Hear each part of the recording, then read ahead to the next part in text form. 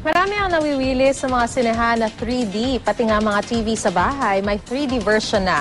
At sa isang eskwelahan dito sa Pilipinas, ang teknolohiyang ito ginagamit na rin sa pagtuturo. Ang mainit ang balita natin ni Maria Bulaklak Ausente.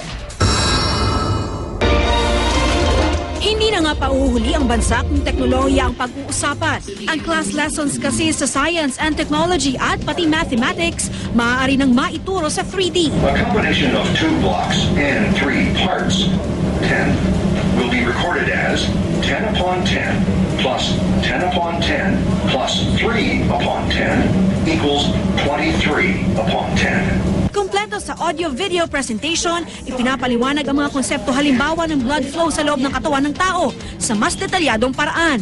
At gamit ang 3D glasses, may simulation ding ginagawa upang malaman kung naiintindihan ng estudyante ang mga leksyon.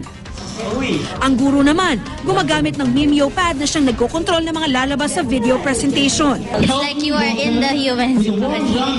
I really enjoy using 3D because it makes me learn lessons on technology. Learning would be more fun.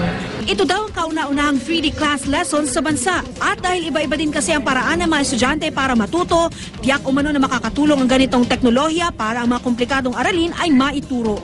Well, basically, we have 8 multiple intelligences and we have 20 ways of learning. So with 3D, it's basically, it increases their learning by 35%.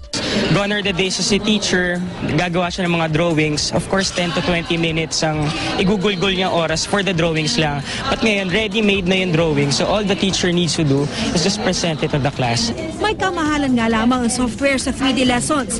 Pero magiging sulit naman daw ang investment na ito para sa mga estudyante. Lalo na kapag nagtagumpay sila di lamang sa kanilang pag-aaral, kundi pati sa kanilang buhay. Maria Bulaklak Ausente, GMA News.